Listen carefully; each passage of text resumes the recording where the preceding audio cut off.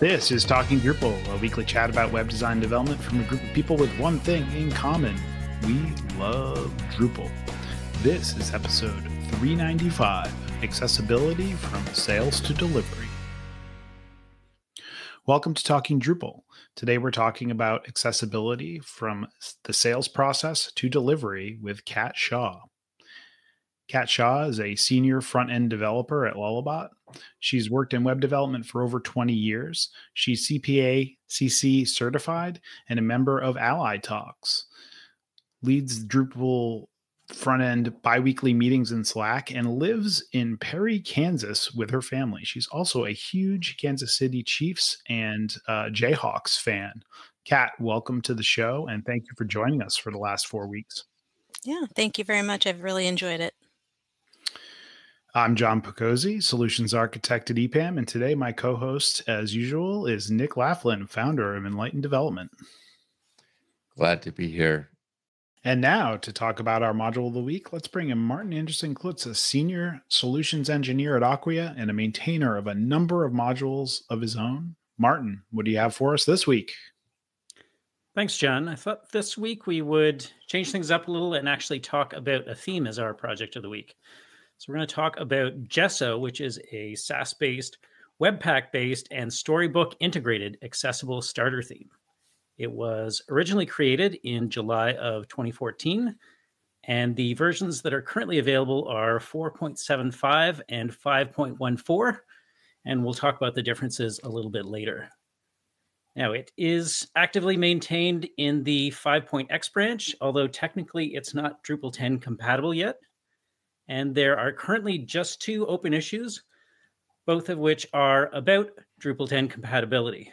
Now, in terms of usage stats, on Drupal.org, it officially shows as 108, but I have a feeling that's underrepresented. And again, we'll get into the reasons for that a little bit later on as well.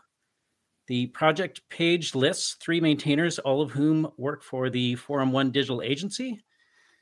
And getting into sort of how the theme actually works, I thought it would be interesting to discuss because as a theme, it really tries to sort of bake in a variety of best practices. So, SMACs and BEM class naming, a variety of different sort of code linting strategies, even within your CSS. My personal experience with it came about a few years ago when I used it on a personal project. And it was actually the first time I had actively worked with Pattern Lab. And the experience left me really impressed at how that really sort of separated out kind of the visual language in terms of, like branding and formatting, fonts and colors and those kinds of things from the actual sort of website markup, so that it wasn't really tied to Drupal. And you could see where that would add a lot of value if a customer had maybe a mixture of like Drupal and WordPress sites or maybe even other platforms to have kind of the visual language as something that could be more portable across different platforms. Now, in that spirit, the 5.x branch of Gesso has dropped Pattern Lab in favor of Storybook. And the theme also includes a helper module that provides some additional twig functions and a field formatter for easier integration between the Storybook UI components and Drupal. Now, there is also a version of Gesso that implements the U.S. web design system, which was created to facilitate the U.S. federal government in creating accessible and mobile-friendly websites. And also worth noting that there is also a version of Gesso available for WordPress as well. The other thing that I think is worth noting is that because it's intended to be used as a starter theme, so instead of kind of, the older sub-theming approach, the idea is that you put the theme folder into your project and either rename the Gesso directory or copy its contents into a folder named for your site. And that's kind of why I think that the reporting on it may be underrepresented, because really a lot of sites using it wouldn't actually show up as Gesso anymore, right? It would show up as sort of that renamed project. Also worth noting that the helper module also includes a Drush command for you to kind of spin up that custom theme implementation as well in an easier way, kind of more automated. So that's sort of a quick rundown on the Gesso theme. Does anybody have any thoughts about it? I have a question. So have you seen any indications that this could be used with kind of like a headless front end. And what I mean by that is like, I'm assuming the Storybook integration is expecting to pull in Twig templates as opposed to like maybe a React component or some other type of component. So my first impression would be that it's probably not designed for that use case, but potentially it could be. I think that might be an interesting issue to open up on the actual project. I would say in my own experience, anytime I've had questions and posted them in their issue queue, they've gotten quick responses and been dealt with in a pretty timely manner, which is always excellent as well. Yeah. And to be clear, Storybook does support React if you want to do React. I think you typically choose one type of component to be working with, but it can do Twig, React, native web components. There's a few other, I think Angular. I've not heard of Gesso before, so I'm pretty excited to see, another kind of base theme, starter kit theme starting to use a combination of Storybook and all that stuff. I'm curious if they're going to start going the route that Stable and Core is doing, where you can kind of generate a theme rather than copying it. So there's like a core script you can run, and it will kind of like do the copying and renaming and all that stuff for you. So I really hope that paradigm takes off, because it makes it so much easier to start. You're not like going through and renaming a bunch of stuff manually. It's kind of defined. I have a feeling that that's what the drush command is meant to do, but I don't know how much of the sort of lower level of renaming that it does for you. And are we 100% sure that it's Gesso and not Gesso? Yes. 100%. Because I feel like that's a more amusing name for a theme. It's named after something. All right. Right. Well, so fair enough. For anybody from the fine arts world, Gesso is actually like the primer that you put on your canvas before you paint on it. So the idea being that it's like setting up your Drupal website to have all that beautiful formatting applied onto it. Yep.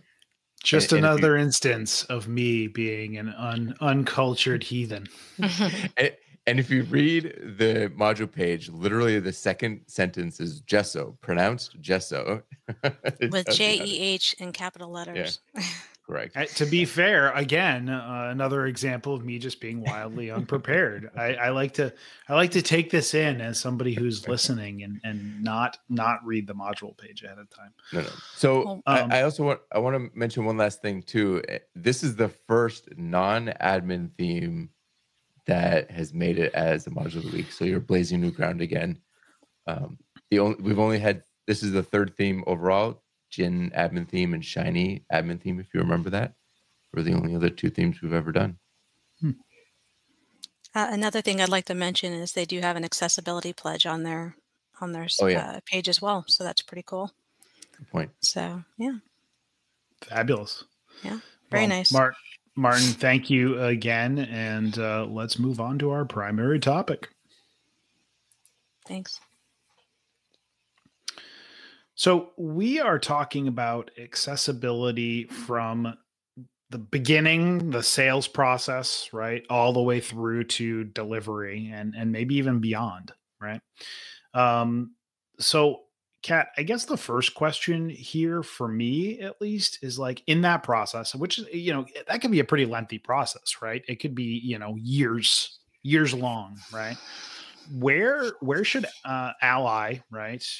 A11Y, the abbreviation for accessibility, begin in that process? Yeah. First of all, the A11Y, the alley that we'll be talking about, the 11 is for the 11 letters between A and Y. So just want to mention that real quick because some people don't actually know that. I need to break in here too and say that those aren't called acronyms; they're called numeronyms. Not numeronyms. I knew as soon as the word acronym left my mouth, I'm like, Nick is going to report me to his friend at whatever the podcast is that the linguistics podcast. Yeah, because that is not the right term. So thank you for correcting me. And one more time, you called it a what? Yeah. Numeronym. So things like numeronym. yeah, translation sometimes is, or internationalization sometimes is abbreviated. Which I think it's funny because like we're gonna go down a little rabbit hole here, right? But I think it's funny because like A11Y, everybody changes the ones to L's, right? Mm-hmm. So like what's is that still actually a new numeronym or Yeah. whatever it is that you just called it? I don't know. Like it's weird. Anyway, let's carry on. Yeah. Very good. So, where should ally begin?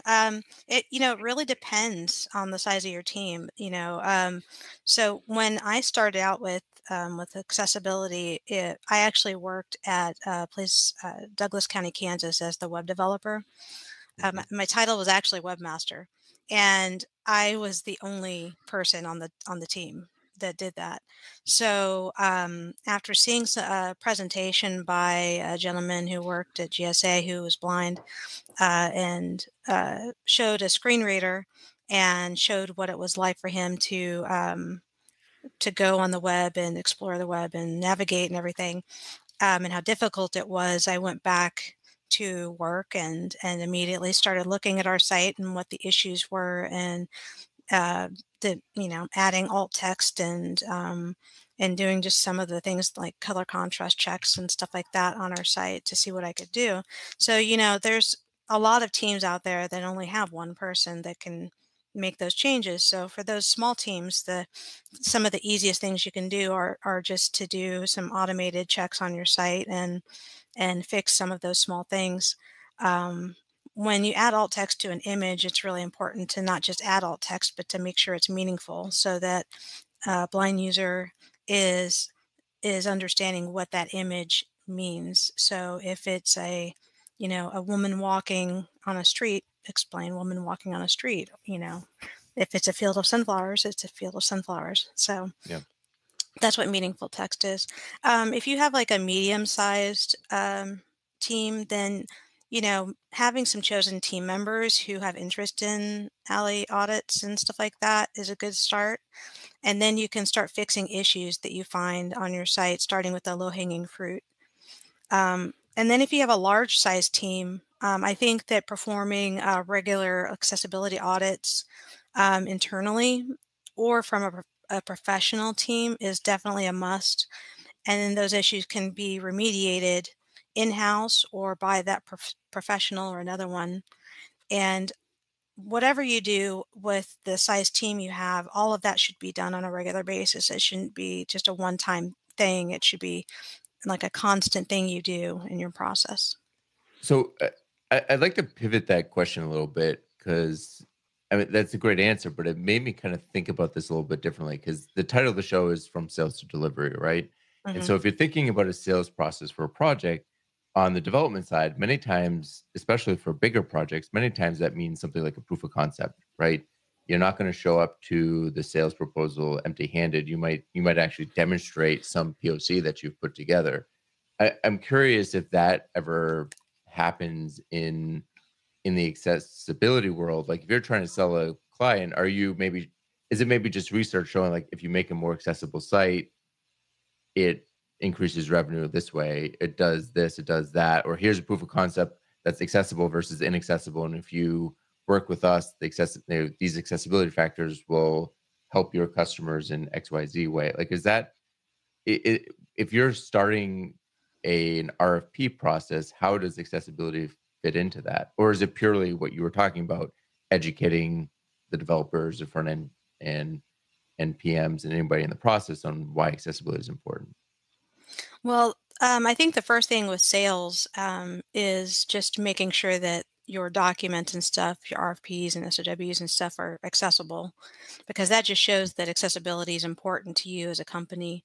But the number is around 25% of the population worldwide. It has some form of disability, and that's people that have reported it. It could be even higher than that have some form of disability. And a lot of people that have disabilities have more than one disability. So, when you're talking about a company or like a higher ed, like a college or university, or like a state, anybody who's wanting to get more visitors to their site, whether it's for money or just having visitors. 1/4 of people in their group, their clients or customers or constituency, that's a huge potential of people that they're wanting to get. So they're going to either lose money or they're going to lose potential constituents to their site. So that's how sales can sell that to a potential client, is by having a proof of concept that's accessible, showing things like, Google, for instance. If your site is not accessible, they're going to have lower returns on your SEO. If you have an accessible site, you're going to get better search results. Um, Google's already put it out there a few years ago that that's the case, um, which is great, I think.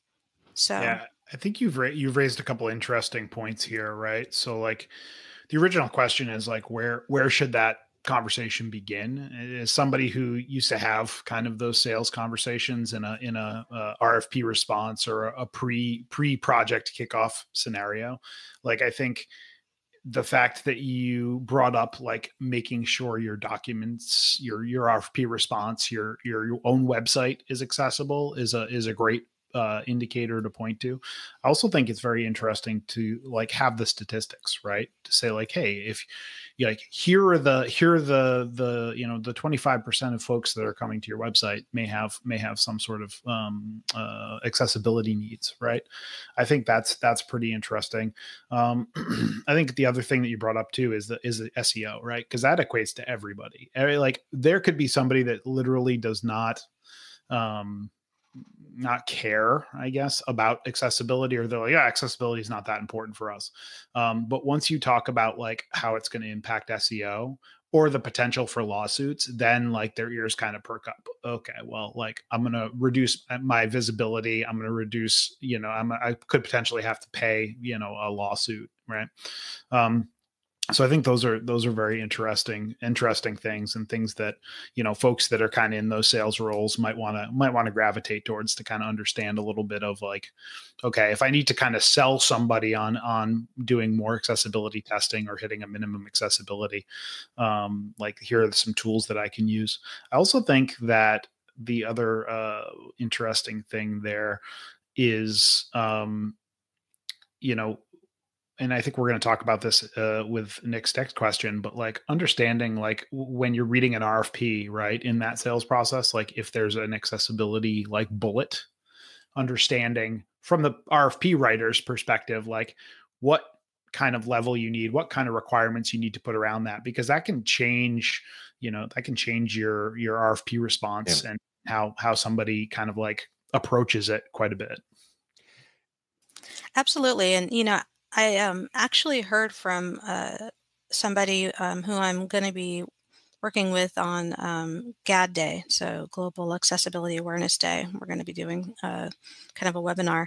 And he is a student, and he told me of an experience at a college where they, and he's blind, and they sent him documents that were not accessible. They were images. So they were PDFs that were images, which means they were scanned in.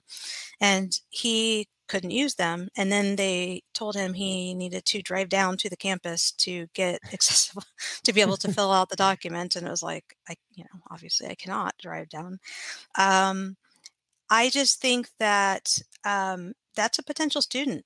If you're talking about 25% of the population, then that means there's a potential of that population being, for a higher ed, for a college, university, of those people being potential students. And if you're not going to try to even be accessible and make sure your documents and your process is accessible, then you are losing those potential students who could add a lot of quality to your school and your environment and everything else. So I just don't get it. I don't get why people don't want to do it. It's not that difficult. Yeah, I think one of the ways that I think about it now too, and I don't know if this is fully accurate. Feel free to let me know if you disagree. But accessibility and usability are kind of two sides of the same coin, and it's a spectrum.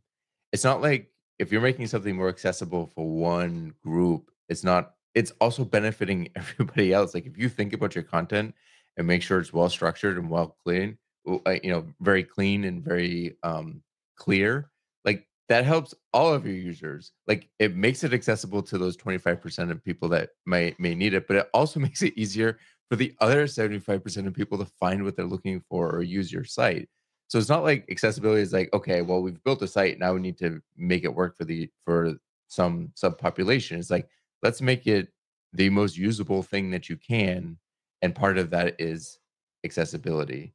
But I feel like there's just a mental block that some people have when it comes to these things, and framing it that way, I think sometimes helps people get past that and approach it with a more open mind. I totally agree. I find that sites that really focus on accessibility are obviously focusing on usability, and simpler sites, cleaner sites, sites that don't have 5-word, uh, main menu titles and stuff like that are sites that I want to go to versus, sites that are just overly complicated and have a mega menu with 50 links in each area. It's really about just simplifying it, making it so that it's mobile.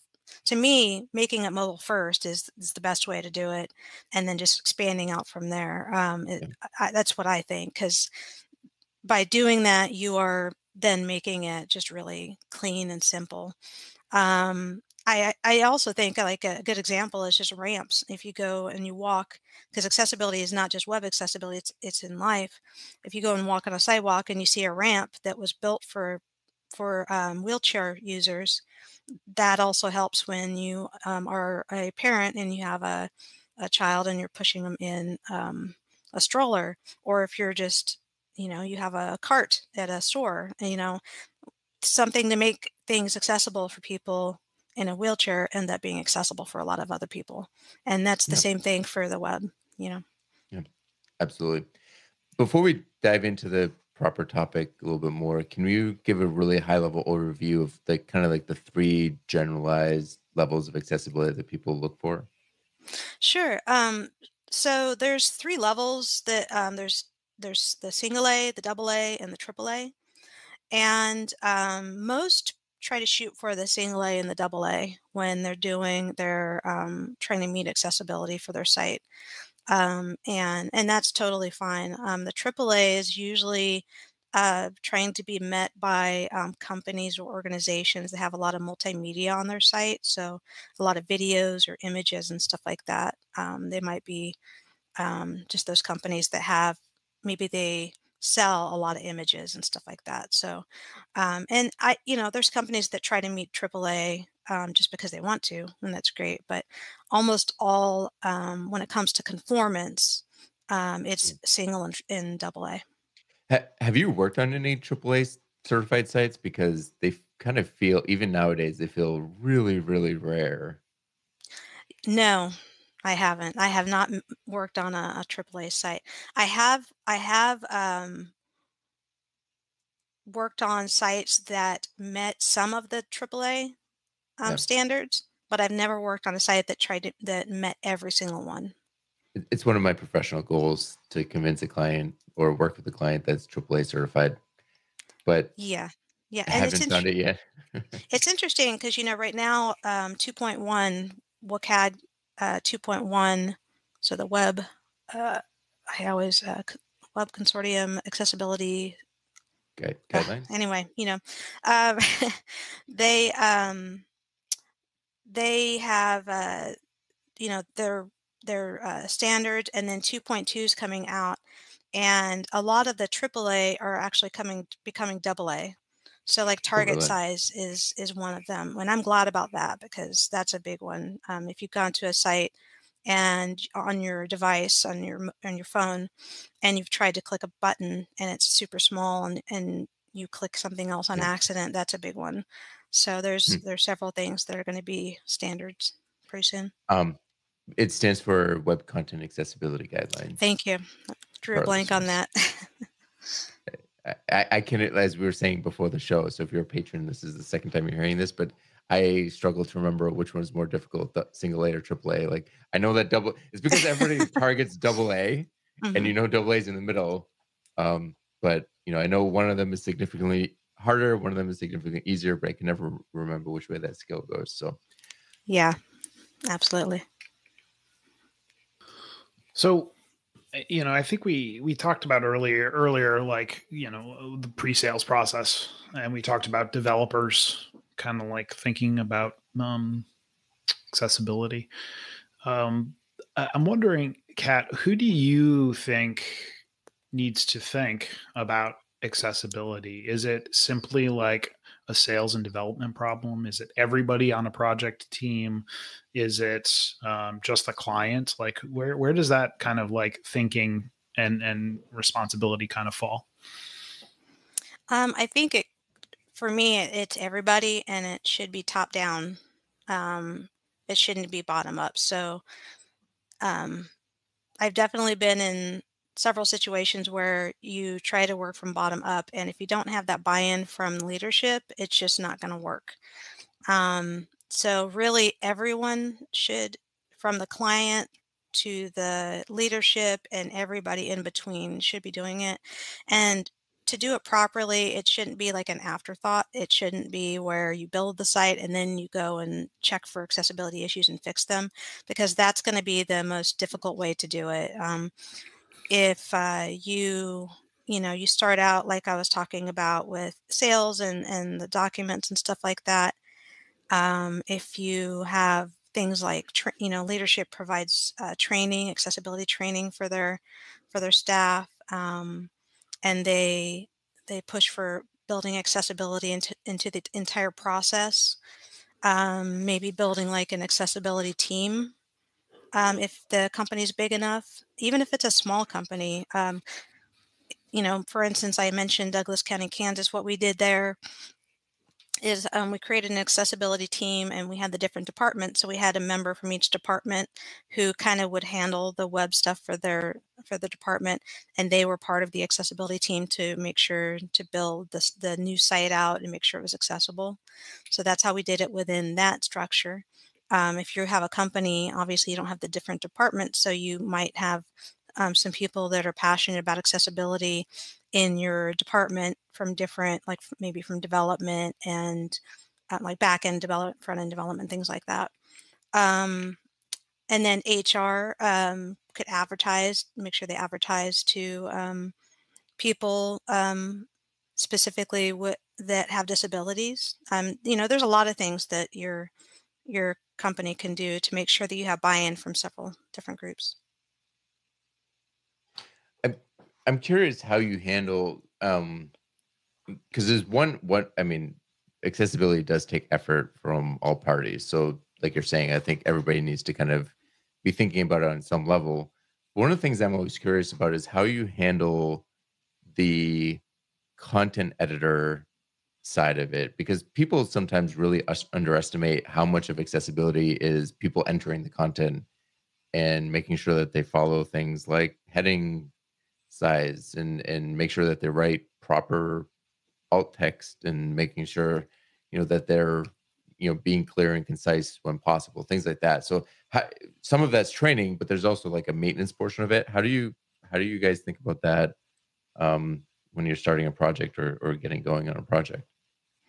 I think there's several levels, and it's absolutely true. I mean, education is first. I mean, you definitely need to provide some kind of training to your content authors, and it needs to be ongoing, really.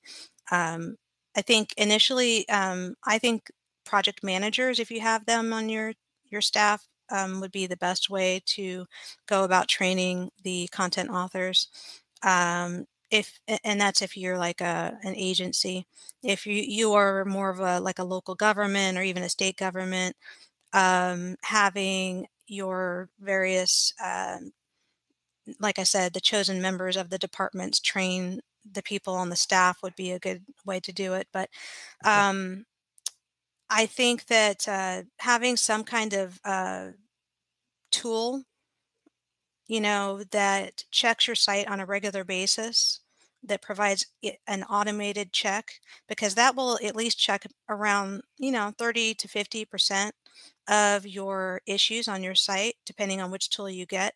And then having somebody, either a professional that you hire or somebody on your staff, provide manual testing. So that would be the screen reader and the keyboard and all of that kind of testing on a regular basis would be the second part of that. So those are the things that you would need to do to make sure that that's kept up. Obviously, those are going to be handled differently depending on the size of your team, but those are the things that need to happen to make sure that your site stays accessible. Okay.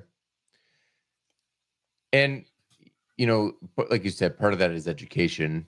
And to educate people, you kind of have to know what to expect or find answers. So one of the questions I always have with accessibility is there's some things that are just pretty straightforward. If you have that automated checker, like you mentioned, for example, if it says there's no alt text here, then the remedy is to look at the image and provide appropriate alt text. If you have a table that doesn't have a heading for a certain column, the remedy is to add a heading to that column, right? There's some that are like that are very easy.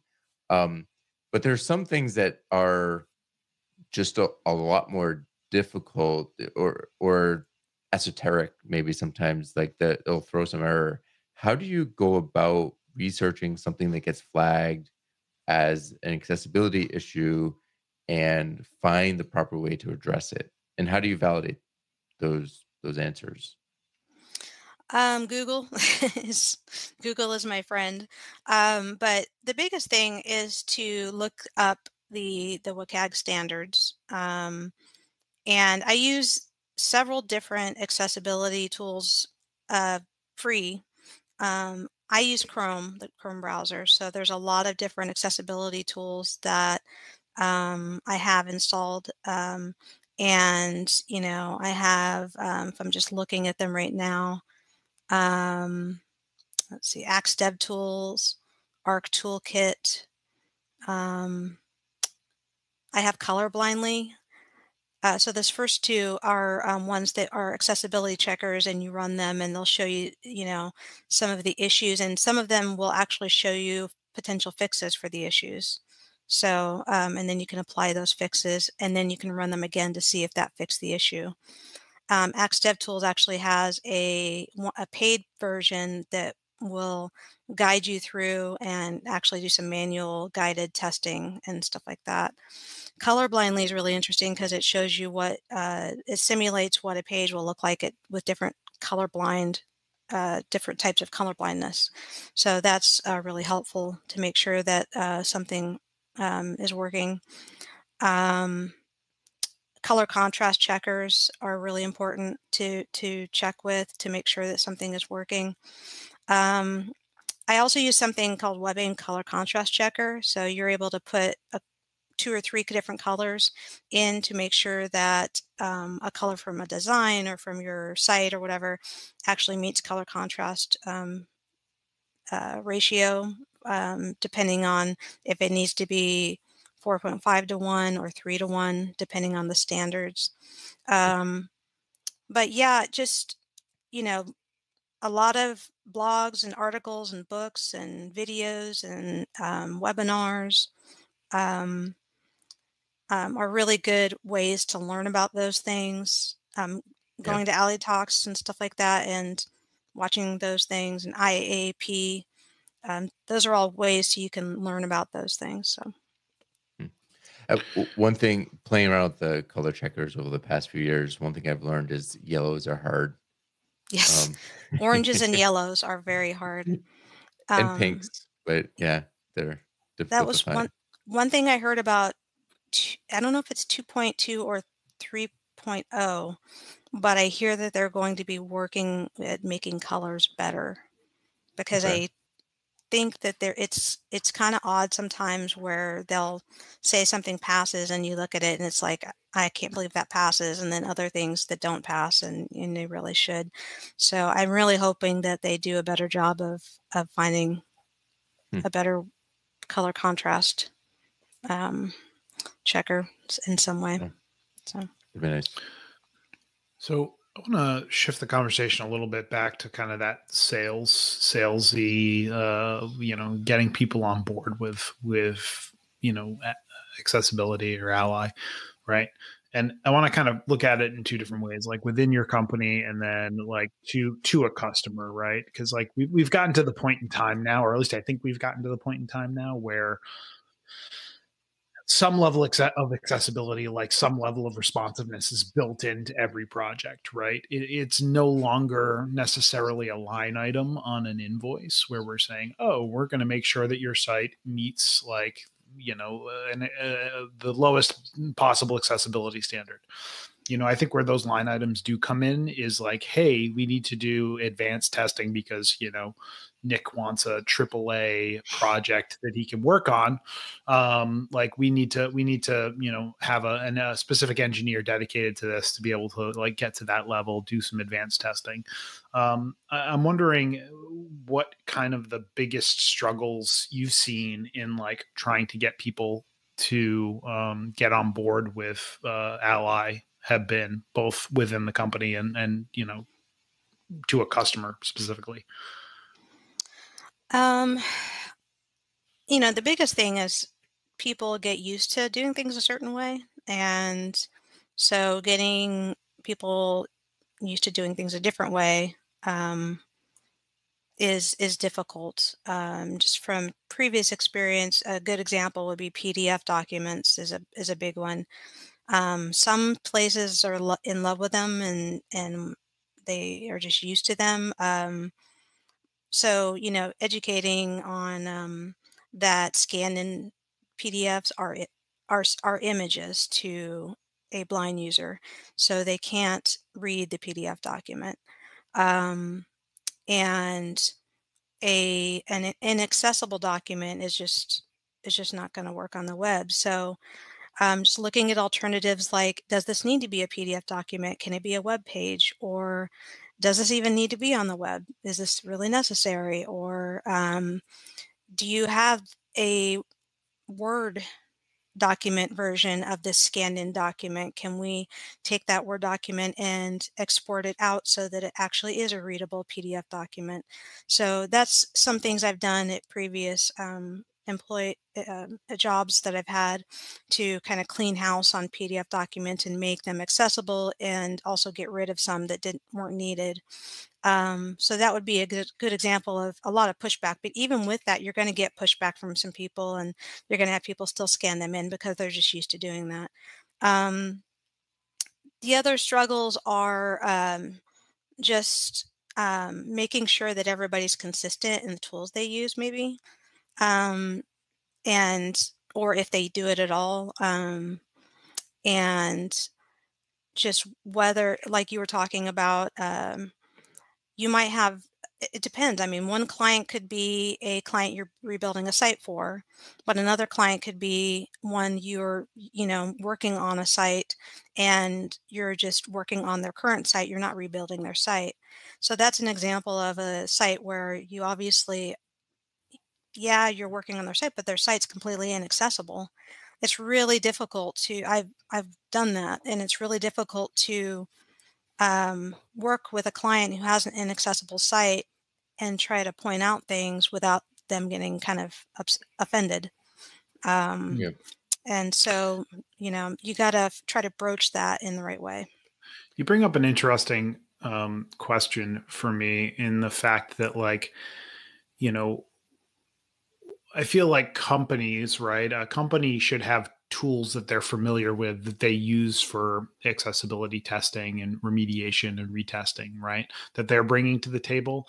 But also, some companies, depending on the size of the companies, they have tools that they're bringing to the table as well that they require agencies to use.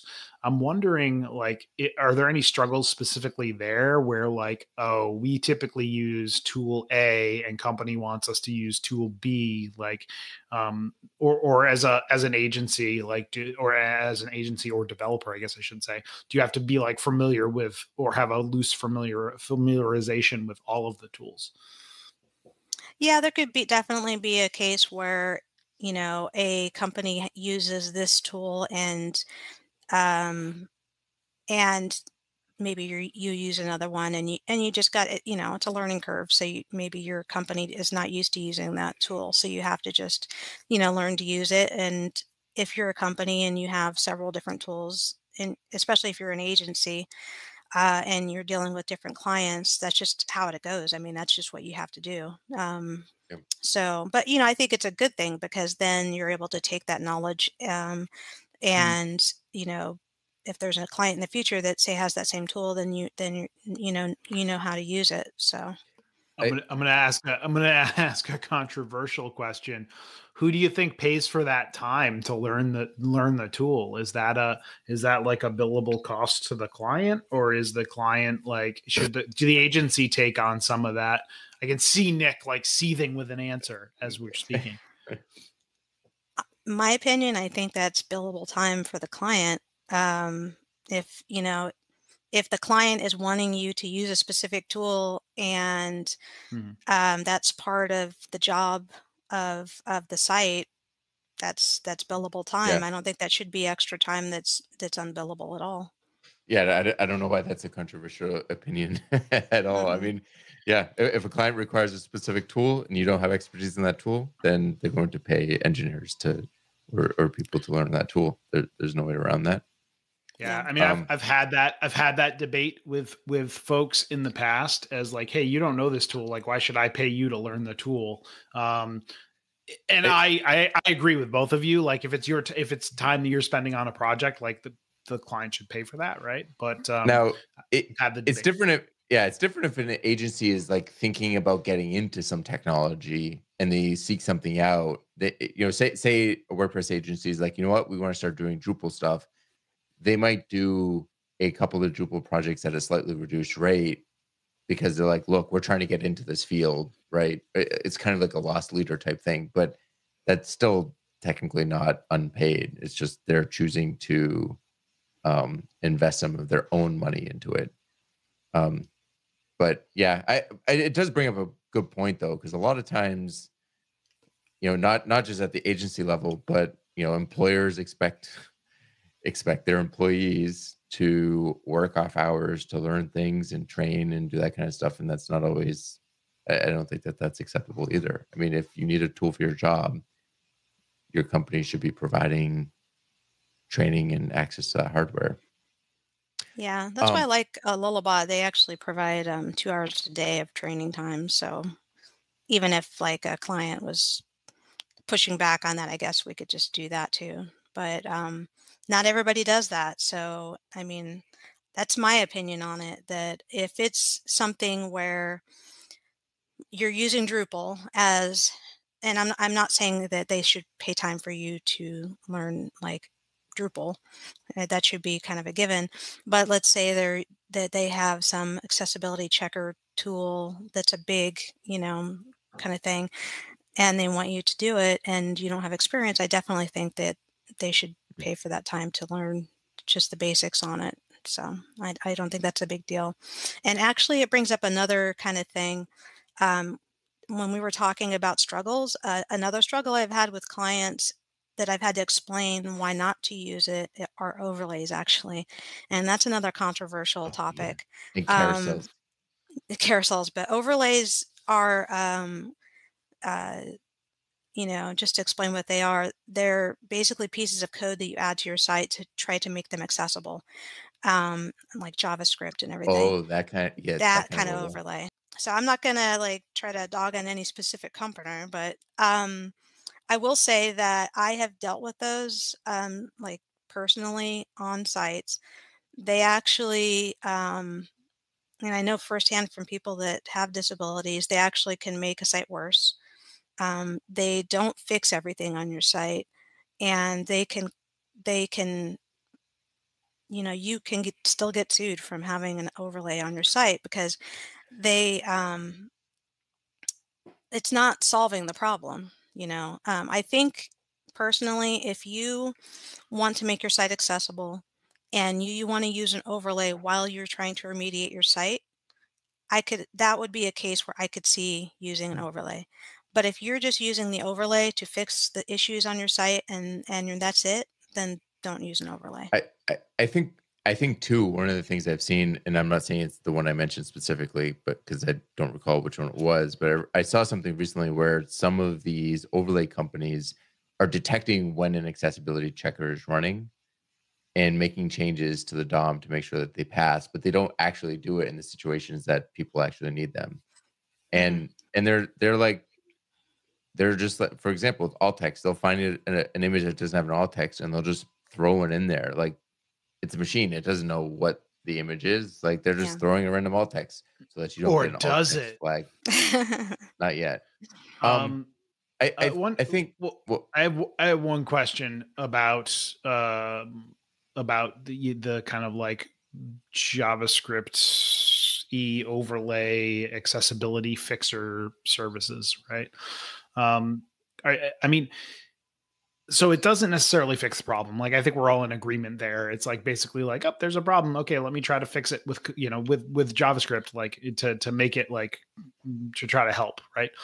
Um, are you saying like you should never use those services? Because I imagine like there are some services or some methods for using it where like it may help if you're not, if your site's really in bad shape, right? Granted, it's not going to fix the underlying code issues like at the source, but like, I mean, is there any scenario where they do help? No. I think the only time you should ever use it is if Right. you are working towards remediating your site and you put up a page, an accessibility statement saying, we are working towards remediating our site. These are the steps we're taking. We're using overlay temporarily, but we are taking these steps towards remediating our site and we know we have issues and please be patient with Mm-hmm. us. Okay. And that is a case where I could see using it. But other than that, if to use it as a permanent solution, in my opinion, no. That's just not gonna work for your customers, especially screen reader users. yep. So I So just wanted to point out one thing too before we move on. And one of the biggest struggles I have is something that we kind of hinted at but didn't kind of dig into, and that's that accessibility takes buy-in from not just the development team, not just the stakeholders, but anybody working on the site. Um, if you have one now, stakeholders buying in can really help because they can set policy at a company and make sure that it's enforced and stuff. But if the stakeholders say yes, we want to be accessible, but then all the content editors just flat out refuse to make accessible content, then that's a huge burden and a huge hurdle to overcome. And I would say that that's one of the biggest things, that and exceptions.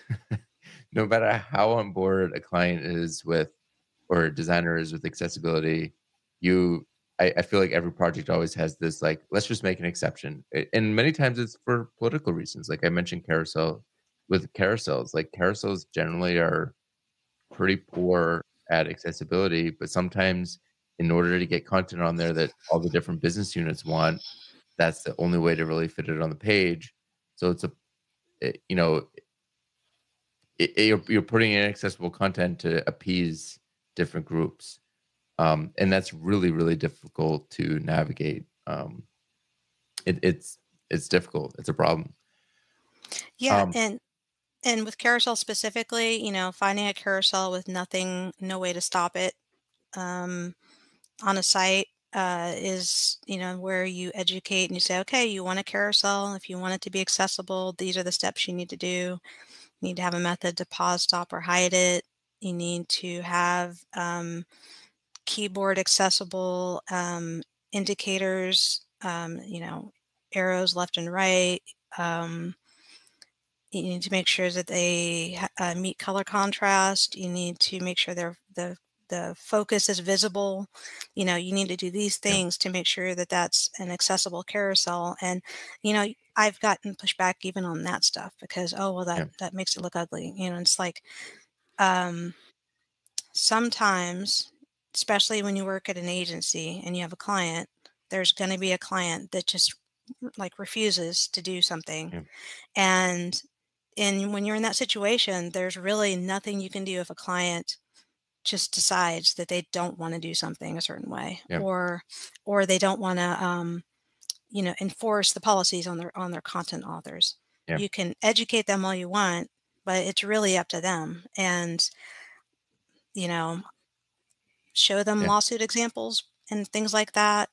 Tell them, give them what you can, but that's about all you can do. You know.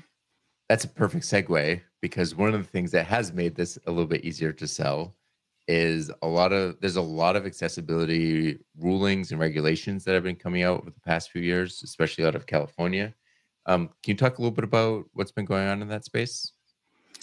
Sure. I know for me, the biggest one I've heard of is like Domino's um, refusing to make their site accessible. Just, I don't really know why they did that. They just decided they didn't want to, and they were going to go to court, and they lost that case, I believe. Um, and they had to make their site accessible. I know an old case is the Target case, and they had the same issue. I know Beyonce, if I remember right, got sued for an inaccessible site. There's a lot of higher ed and government, local and state government sites that have been sued. Um, and I know that there's, when it comes to, you know, the private companies, that's a big issue as to, you know, should private companies be required to have their site accessible or not? And the big thing is, well, there's the ADA, and so yes, they Yep. should. Um, but the ADA obviously was created, before like the digital accessibility kind of standards and all of that. I do know that there's work being done by the current administration to add specific standards for web accessibility into the ADA, which would be awesome if they did that. So, definitely contact your senators or representatives or whoever to try to get that done, because that's really important. That would make it so that there would be no question. Yep. And So, that's one of the helpful things about about regulations, is it kind of gives an answer to the question, does this need to happen? And it's like, oh no, it's just a part of doing business. You make it accessible. And that when that happens, that makes accessibility easier for developers too, because then tools get built up around it and standards get built up around it. And then, these questions that sometimes are hairy or difficult just become easier, because the whole industry needs it. So now, instead of like having to look through there's thousands of carousels, hundreds of thousands of carousels if you look for them, I'm sure. But if accessibility becomes like, you just need that, like, no question, it becomes easier to find one that's accessible out of the box, quote unquote out of the box. It has the pause and Don't hide controls and stuff like that. mhm. So it makes don't it worry, easier for Nick. everybody. Most design teams are moving away from carousels because Yeah. they despise them greatly. So at some day in the future, carousels may not even be a thing. Kat, as I sit here, I actually wonder: have you ever worked on or sold an ally only project where all you're doing is like testing and remediating a site? Yeah, actually, at my last employer, I started off as a front end developer for a few years, and then the Mm. last couple of years I worked there, I actually changed over to an accessibility specialist Oh, with a colleague, Santina, and we started a project where we sold a a product where we did accessibility audits and remediation for clients. And Hmm. so some of them came over from, client services, and some were just clients that weren't normally our clients and came over specifically for the audit. So, yeah, so we would actually do a complete audit. So that's like an automated and manual audit on their site, Mhm. and give them the results. And then we would do a phased remediation on their site. And yeah. So I guess that kind of leads us into the second half, or the end of a project, right? So like we've talked about like the accessibility from the sales standpoint. Obviously, accessibility, like your development team is building with accessibility as they're building a project. But I'm wondering, like, can we get kind of a brief overview of like how you ensure that a project is delivered, like with all of the accessibility checks in place, and before it actually launches or goes live? Sure. I think that, we talked about, like you said, HR and sales and some companies like ours have strategies. So strategy can do things like making sure that the navigation is simple and keeping, using plain language Hmm. and things like that. The design team, having a relationship with the design team and especially the front end developers. So checking for accessibility in the designs from the get-go is a really important thing. So that, because you know, when you're a front end developer and you get a design and then you see that something's not accessible and then you have to go back, that's a real pain in the butt and that wastes a lot of time. But if you work with Yep. them from the beginning, that can save a lot of time on the project. And the designers they're just awesome on our Hmm. team. So they just do great on that. Annotated designs are great for several reasons. They're great for the client.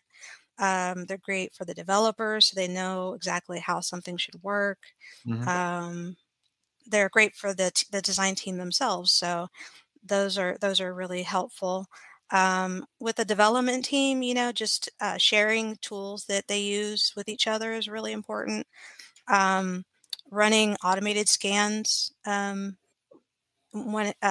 locally, and Hmm. also on maybe GitHub, running some automated scans. Like for us, we use Tugboat, so we have Lighthouse Hmm. built in and integrated, and so that has an accessibility built into that, accessibility checks. So whatever you are using for your process would be good.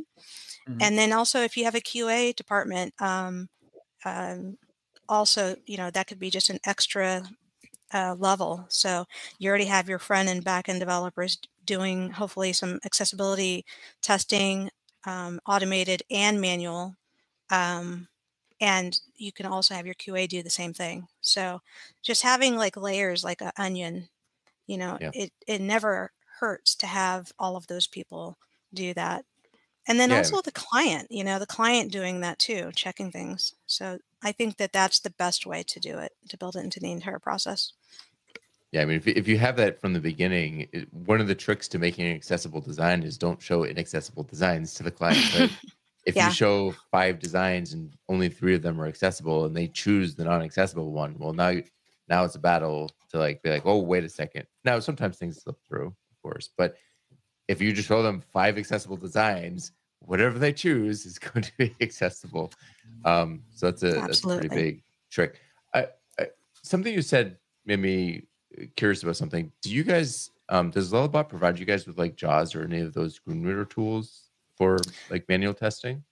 We actually use VoiceOver and NVDA. So NVDA is free, and that's for Windows users. You can download that, and I use VoiceOver and that's for the Mac. There's Ooh, also Orca, which is for Linux, okay, and that's also Orca. free. So obviously free. Um, so that's what we use. We don't use JAWS because it's very expensive. So Uh, is it kind of um, is there parity between JAWS and the free versions, or is it like there's a lot of quirks to JAWS that just don't make the way into the other ones? I've read some things. I think it was on WebAIM, um, and some other articles that NVDA is actually the users are using it more than JAWS. Okay. So it's actually getting more and more widely used. And I'm sure the cost of it is a big factor in that. Yeah. And it's really good. And also, Windows has its own built-in accessibility checker called Navigator, I think. Hmm. I think, Okay. or yeah. So Yeah. There's also a pretty cool tool from Paciello Group that's free, that is a color contrast checker, and that's one that you can not only use for the web, but you could use to check your designs too. I did write an article called "How Cool Accessibility Tools Can Make Your Life Easier." It's on lullabot.com. So, and it had a lot of the different tools I've mentioned. So, you could check that out. So John just asked you how you make sure that the project is accessible as it can be at launch.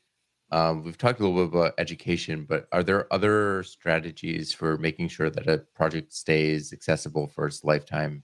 As you're adding new features and maintaining it. Yeah, I think that having some kind of support, you know, we have like a support and maintenance group that will help to keep your site um, accessible and check for issues.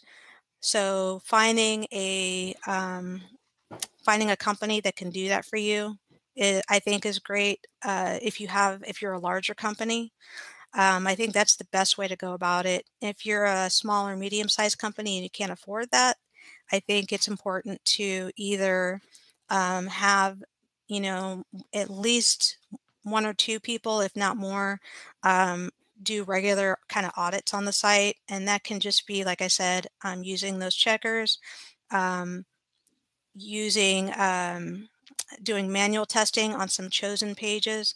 You don't have to test every single page on the site. What I like to do is I go to the highest, the pages that are visited the most. So obviously the home page, pages, one page with a form, one page with a table, um, one pages that have the kind of global things, Yeah. and check those pages to make sure that those are accessible. So if the form on one page is accessible and that's same styling is used throughout the site, then you're good.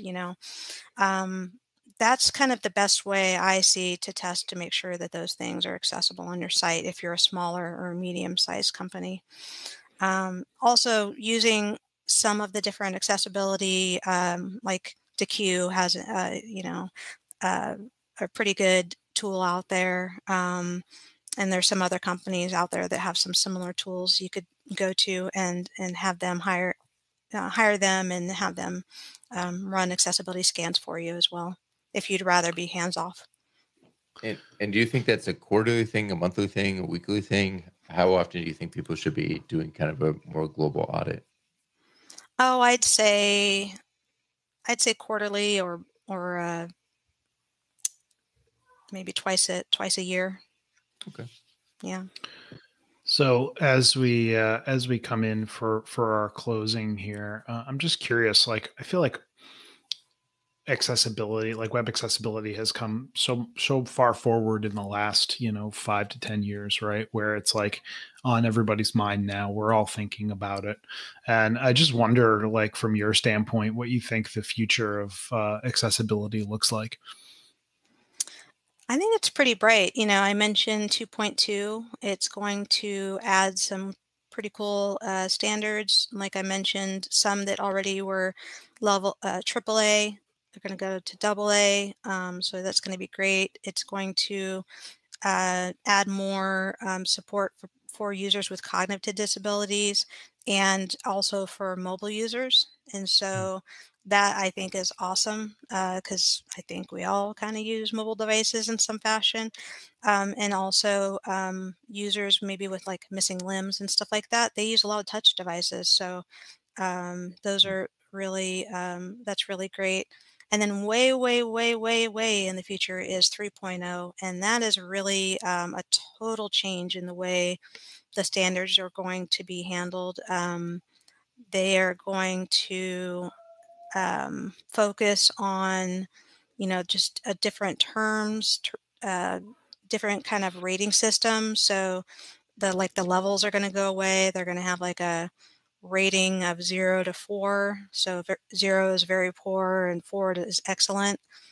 Um, they're going to have conformance is like a bronze, silver, and gold.